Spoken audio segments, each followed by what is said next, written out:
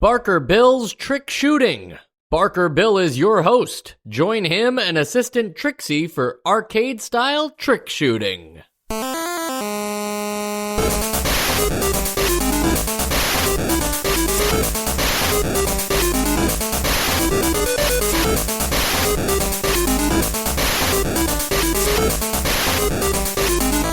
And welcome to Nostalgia, a chronological exploration of every NES game released in North America. I'm Mike. I'm Sean. And I'm Joe. And does it really count if the back of the box just uses all the same words as the full title of the game? Barker Bill's Trick Shooting. It had Barker Bill, and it had Trick Shooting, and then just a bunch of words in between that. Maybe that's accidentally the front of the box. Right, Can right. you even tell which one's the back of the box at this point? There's small print in between Barker Bill's is your host. Join him and assistant Trixie for arcade-style trick shooting. Like, you just don't notice it on the front of the box. Oh, I Right. get it. Her name's Trixie, like how you shoot the gun. Yeah, there you go. Speaking of, thank you, Sean. This is a Zapper game. Why did Nintendo release another Zapper game so far away from all the others? If you recall, I mean, Nintendo official ones like Duck Hunt and Hogan's Alley, those games were like the height of both the launch of the NES and the beginning of the NES, and nowhere near Barker Bill's release. By this point, the NES is kind of like getting ready to be taken over by the Super Nintendo next year. And the Zapper was more of like I don't want to call it a novelty item at this time, but we're certainly just getting, a release a year at this point. So are you surprised that we came back? I'm pleasantly surprised, but I don't know why. Could it have been like a farewell, an homage, maybe one last attempt to get people to buy some Zappers before they move on? Well, is this a Nintendo, developed product? My understanding was yes. I could check in on that for you, but It's got Joe, the Duck Hunt dog. Is that him, though? So this Well, is it how makes I the was looking at sound, it. like- I was looking at this game as, like, a third-party kind of, like, cash grab kind of title, where it kind of gave you, like, a legally distinct Duck Hunt dog, and maybe I'm wrong though. I didn't do any research for this. It is Nintendo R&D 1. So wow. We must assume that is the Duck Hunt dog. I will admit he looks like he lost some weight maybe or something. He's on a diet these days. I think he's been smoking. Like the thing is that this whole game kind of feels like a seedier version of Duck Hunt. Like you got the dog. You see that many ducks murdered before your eyes, and you start smoking. You got the dog. You got Trixie, who's a very scantily clad, like Playboy bunny. I think that this Mario lookalike is a heavy tobacco user. I don't know. That's just sort of the vibe I was getting. And that's a good point, because Duck Hunt was one of those Zapper games that did more than just one particular minigame. It had a couple different modes for a couple different kinds of trick shooting. Barker Bill's doing that again. Obviously, it's right there in the title, but it's not just, hey, shoot the criminal instead of the police officer, and then that's the whole game, like Hogan's Alley was. Instead, there's a couple different minigames here. Just wanted to touch one thing on that Joe might have implied or thought. What's interesting, Joe, is that they didn't bundle this with, the Zapper again to try to, sell more of them as if they had, some kind of reserve stock. There was a NES bundle with a Zapper and a controller, and I think there was even, another set that came with the power pad, too. But this particular game just kind of released. Not with a Zapper bundle, not with an NES console bundle, not as a new version of the family entertainment system. Just here we are, Nintendo. It almost feels like they forgot to release this, or were working on it while the Zapper was still big, had other priorities, and then said, well, we can still release this, it is finished. Well, all right, then, I'm just spitballing. We've had other Zapper games, not published by Nintendo, since those first four. Have they done well enough where maybe Nintendo was like, hey, these are doing well, there's some popularity to, Freedom Force or To the Earth or whatever, that like maybe we should make another one. There's enough people buying these games. I don't know. If I had to guess, it would be more like not so much like, oh, there's more money to be made here. I think I'm kind of applying some like psychology to it of like, well, it's not really working, but we can't just pretend that we gave up. We have to support it for longer. So they're giving us this token game. I don't know. Barker Bill's trick shooting is it's not. I described it as several mini games, but really it is just several shooting galleries, different things to shoot at, balloons, plates, tin cans, flying saucers.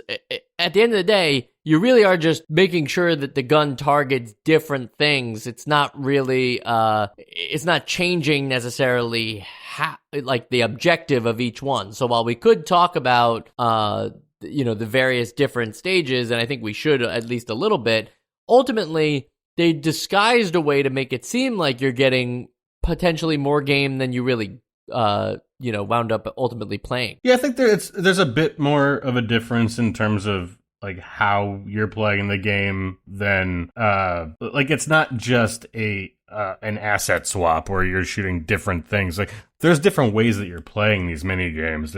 It's challenging you at different aspects, I think. Yeah, I agree. And at least for two of them, there's something distinct and unique about. I will say that the glass shooting thing or whatever, I don't get that one exactly. Like, it just doesn't do it for me. But the other two, I did think, like, okay, these are different things that we haven't really necessarily experienced. I mean, I guess, the balloon one's not, like, super, super distinct from Duck Hunt, but the Flying Saucers has a very unique... It's hard to even say it's, like, unique gameplay style. It really just has to do with the way the objects are moving. It's a scoring but that does system, make a big difference.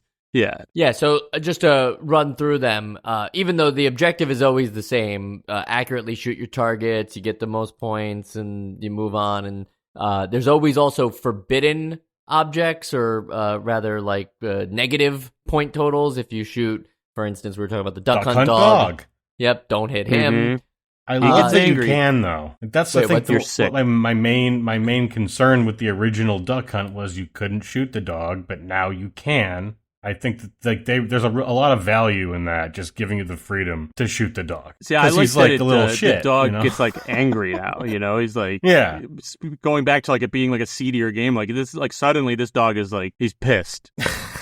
What was the dog even laughing about in Duck Hunt? Like the fact that when you miss the right? ducks? No, but I'm saying like, what's so funny? Like, wasn't he like potentially like, weren't you his owner, and that was like how you were gonna like have a meal tonight? He's obviously the alpha. Like, if we went shooting together and you guys missed everything, I'd laugh at you. But this is like a reverse situation. No, well, I'm just saying that the dog has very little respect for you. Right. Okay. The different shooting galleries have some pretty fun names to them. We have the Balloon Saloon, which is the one that basically the Duck Hunt dog is in, and a bunch of balloons kind of appear from behind a stand, and you have to shoot those balloons and not all the other what do we want to call those things? Negative, forbidden objects? Yeah, whatever. You can't hit those things. So just a bird, right? Wait, and the balloon? Oh no, I'm sorry. The Duck Hunt dog is the only thing you shouldn't shoot in balloon fight. Okay, but what are we calling? What are we calling like the things you shouldn't? Forbidden objects? I mean, that's a weird way to say it, but we can go with it. Yeah, the dog is now categorized in the forbidden object zone, and so basically, the only way that this gets harder is just that the balloons start like rising faster. They behave more erratically. Yeah, there's a lot of entropy to these balloons. Like, I guess the closest thing to that we've played before are the ducks in Duck Hunt, but these balloons are much more erratic, like you say, than the ducks, I believe. Now, Flying Saucer, I like that in that one. So basically, it's just they throw plates. They're throwing two plates from either side of the screen, and it's not just shoot the plates. Because that goes without saying. It's also, you get the most points if you kind of like wait for the plate to fall a bit more, or you get it like right out of their hand. So you're like encouraged to take some chances with your accuracy there. But that like at least differentiates it a bit from the Duck Hunt appropriate Saloon Saloon, and I think even like is there any scoring difference in Skeet from Duck Hunt? I don't think so. Now that you mention it, I think that no matter how far away the clay pigeon gets, you get the same amount of points. Yeah. Don't quote me. But don't shoot the bird. That's the forbidden object. Right. Sometimes the bird will pick up the plate, making it even harder. You got to shoot it out from its feet without hitting the bird. It's interesting that the highest point total occurs, like near the end of the, like when it's about to crash, which I think is the correct way to give out the points, because that is like the most risky. But you would think it would be like the highest point, right? Like you would want it to be almost like an archery thing where you're trying to hit the bullseye. You want to have it hit the highest point of the arc. Obviously, that would mean that it would have to have different arcs and not just like somewhere where you could park your gun and just shoot it when it crosses that. But also, I feel like the highest point, wouldn't that be the easiest point? Yeah, because it's not really moving up there.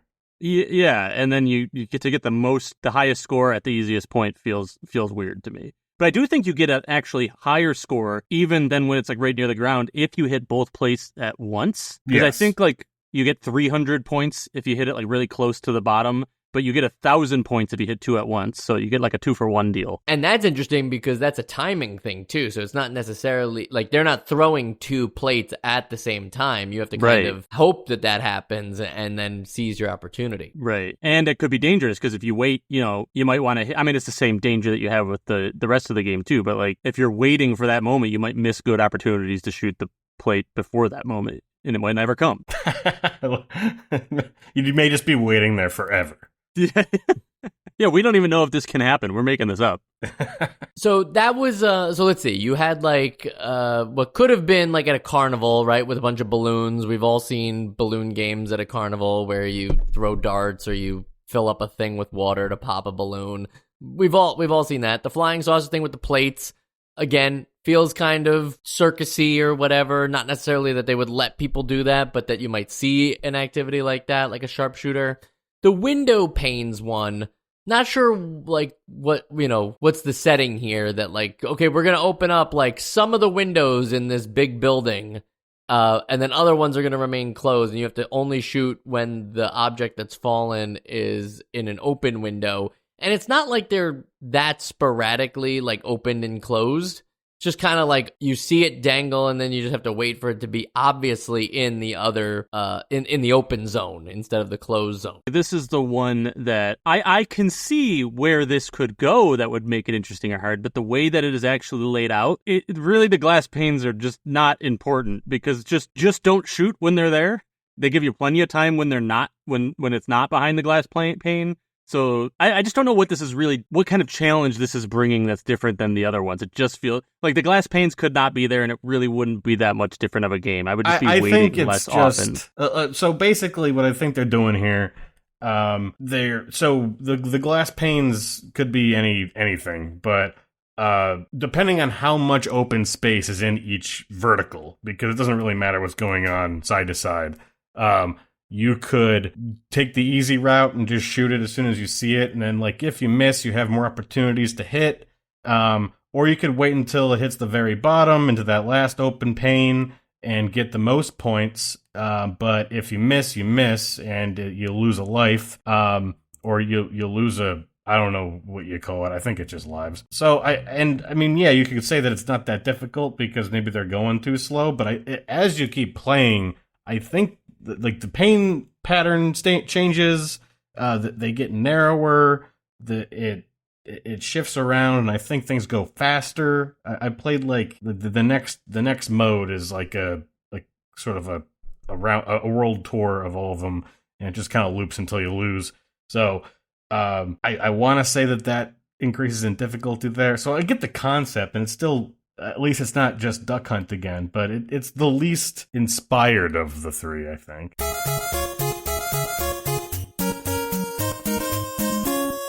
Yeah, they do fall faster, and I think the one idea that this game was onto in terms of changing up what you're shooting and how and what happens when you shoot something is that occasionally, sometimes you'll hit an item and it will then ricochet into the next column of window panes.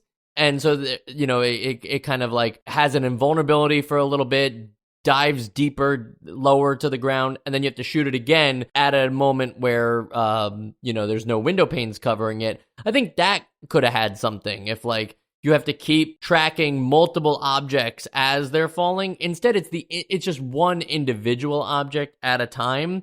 And the fact that they don't kind of juggle around the screen consistently, that's what loses me for the variety. I think they had an interesting mechanic, and they just didn't take it far enough to the point where it gets more challenging because it happens faster, but not necessarily because of your of anything other than your reaction time. Yeah, I mean, I will admit that until we started talking about this, I actually, for some reason, didn't realize that you are getting more points the lower the items get, which seems obvious to me now. That makes a little bit of a difference, but yeah, I mean, I do wish that there was, like, I wish that as the levels went on, there were, like, levels where it's mostly glass panes and only a few windows of open space, so you got to really think about where it is, and at the same time, like you're saying, Mike, have multiple items on the screen at once, so you have to kind of, like, decide, okay, I want to be shooting over here now, but I got to be ready to shoot over there when this one gets to its open space, or something like that. I don't know, this one just felt the most boring and the easiest to me. I agree. And then, Sean, you mentioned the final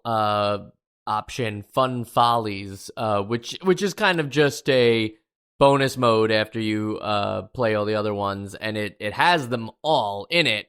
It kind of reminds me of, like, an early idea for a like WarioWare style game now, where you're switching constantly between the different, like, little mini games that they have, and it just keeps going. It keeps getting harder, going faster. You have to be more precise with the shooting. Obviously, WarioWare takes that to a whole nother level where, like, every mini game is just 10 seconds long, and you just keep moving, and the whole, like, beats per minute gets faster and faster. It's not happening here, but it is, like, the early groundwork for something like that. Yeah, I can see that. It's interesting that they didn't make this, like, the main mode and had everything else just be kind of, like, either framing it as a single event or practice modes, because this has, like, the most going on, I think. But once you've sort of finished a loop of all of the games, you go into, like, a bonus mode where you go into you pull some slots, and I don't know what that has to do with shooting guns, but that just, it adds again to the kind of skeezy, carny atmosphere that we've got going on here. But yeah, it's interesting. It's fun. I liked the pace of it. I liked that it was faster than, because it seems like the other modes are kind of interminable.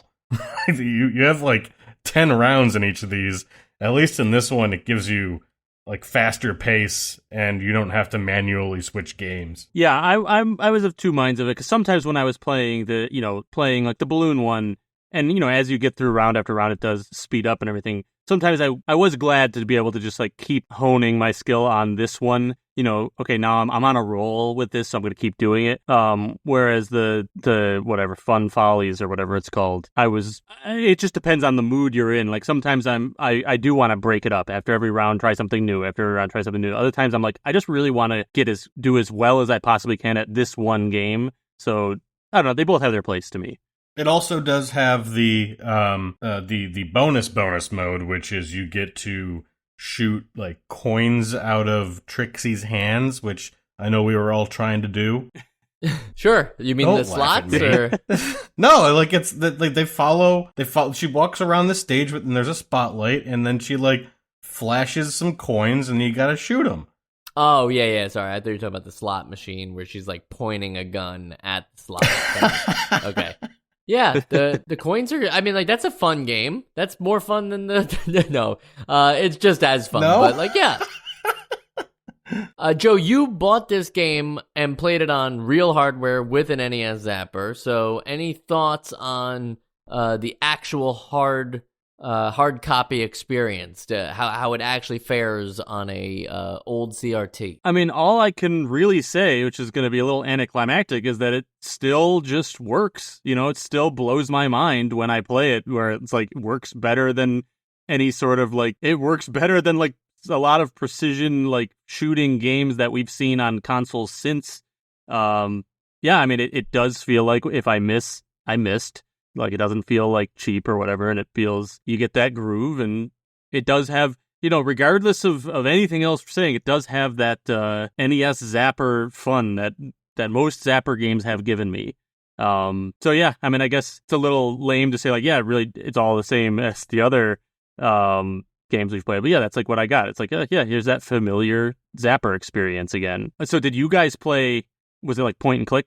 Like, on We the don't emulator? need to get into that. Well, Mike brought it up, so I gotta ask now your side Yeah, of it. I can use a Wiimote actually. It's funny. Nintendo always finds a way to just continue to reinvent the Zapper. There's the Zapper. There's the Super Scope on the Super Nintendo. Eventually, the Wiimote becomes the light gun thing. It's kind of funny that the Switch, I guess, has like that IR thing in the Joy-Con. But they didn't really use that other than like the trick party games and stuff. But no, you can still use a Wiimote to be your aimer to test Zapper games like this. And when you use the Wiimote, is there like a cursor?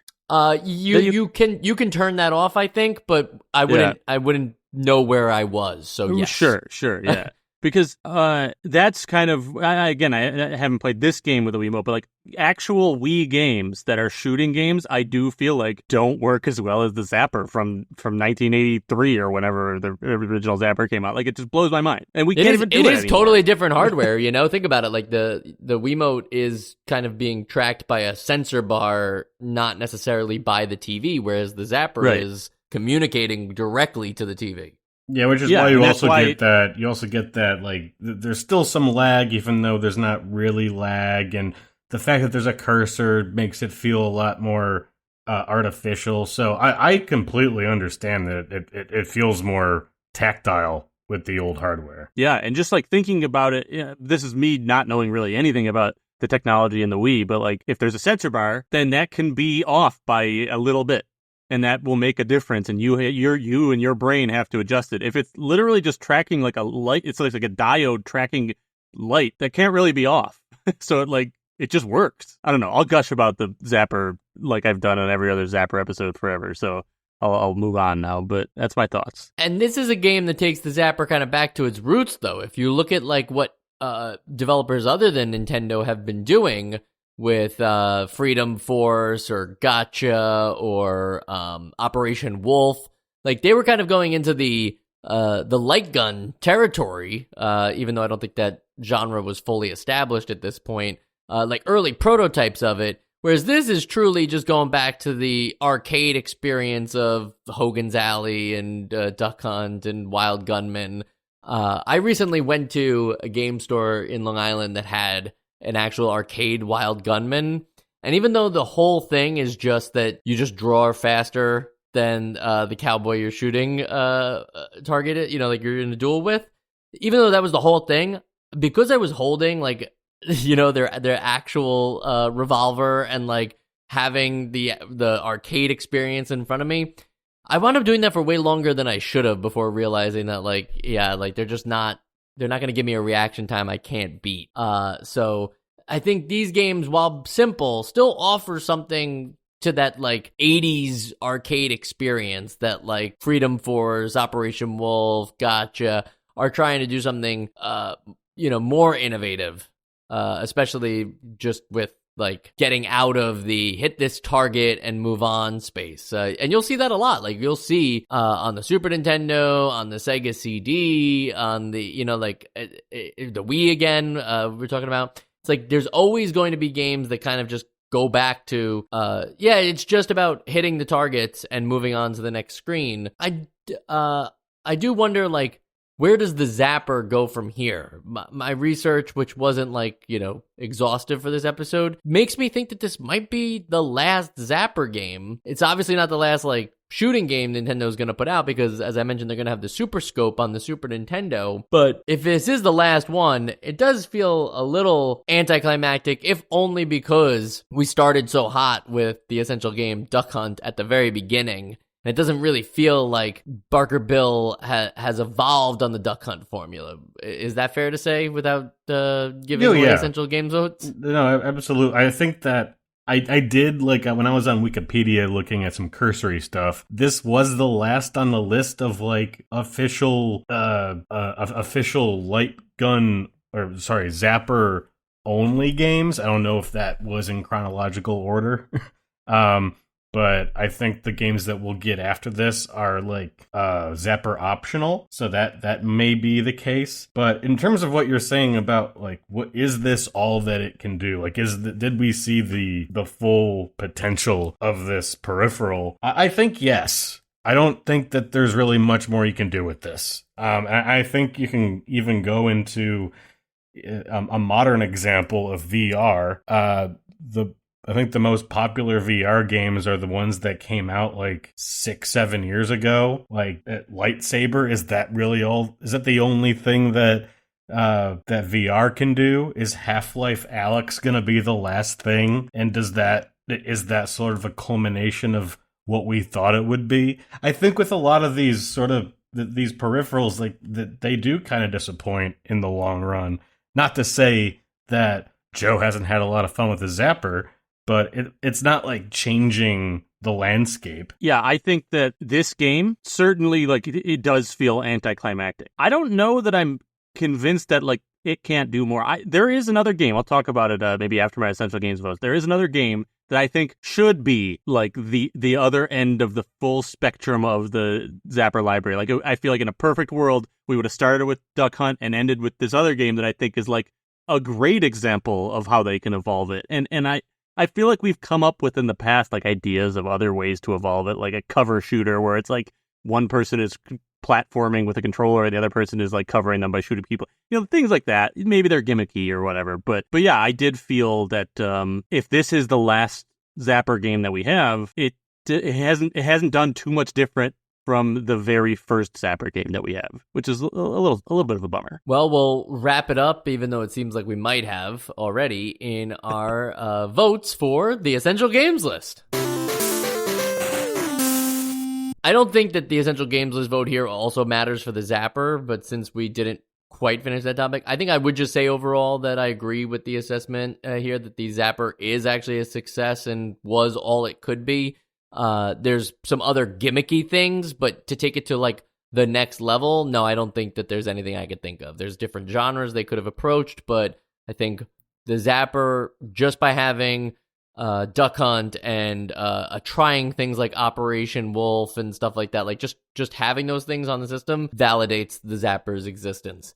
I don't think Barker Bill's trick shooting is validated in 1990, knowing that in 85 I got a significantly better game.